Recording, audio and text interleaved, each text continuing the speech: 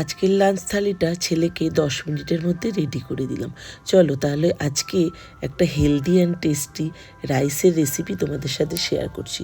সবার প্রথমে জলের মধ্যে দিয়ে দিলাম নুন, এলাচ, লবঙ্গ, দারচিনি। সবজির মধ্যে দিয়ে দিলাম গাজর, বিনস আর কড়াইশুঁটি।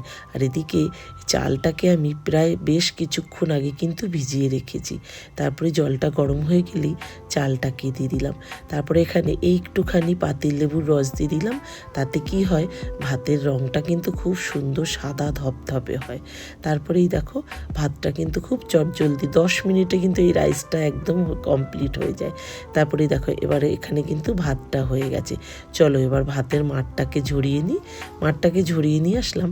এবার দেখো 1 চামচি থেকে 1.5 চামচি আমি ঘি দিয়ে দিচ্ছি আর একটু গোলমরিচের গুঁড়ো দিলাম। আর কিন্তু কিচ্ছু না। কেমন হেলদি আর টেস্টি হবে বলো তো। একদম তেল টেল কিচ্ছু নেই, তবে ভীষণ টেস্টি হয়। কিন্তু তোমার বাড়ির বাচ্চাদেরও কিন্তু এইভাবে কিন্তু যখনই রাইসের বায়না করবে এইভাবে কিন্তু বানিয়ে দিতে পারো। বুঝতেই পারবে না যে এটা ফ্রাইড রাইস না, এটা কিন্তু বয়েল রাইস। দারুণ টেস্টি হয় আর ভীষণ হেলদিও কিন্তু। একবার বানিয়ে দেখো। তবে হ্যাঁ, রাইসের মধ্যে একটা মিষ্টতা ভাব থাকে না, চিনিটা আমি একদমই দিইনি, চাইলে গুঁড়ো চিনি দিতে পারো।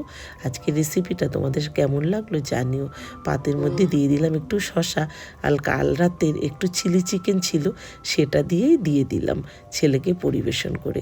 তাই ভাবছিলাম আজকে ছেলেকে কি করে দিই, তা ভাবলাম চিলি চিকেনটা আছে যখন, চলো ইনস্ট্যান্ট এই রাইসটাকেই বানিয়ে দিই। তাই জন্যই এটা বানিয়ে দিলাম। কেমন লাগলো তোমাদের অবশ্যই কমেন্টে জানিও। ভালো লাগলে লাইক শেয়ার করে দিও, চ্যানেলটাকে সাবস্ক্রাইব করে দিও। ফেসবুক থেকে দেখলে পেজটিকে ফলো করে আমার পাশে থেকো। আজ আসি, দেখা হবে পরের রেসিপিতে। টাটা।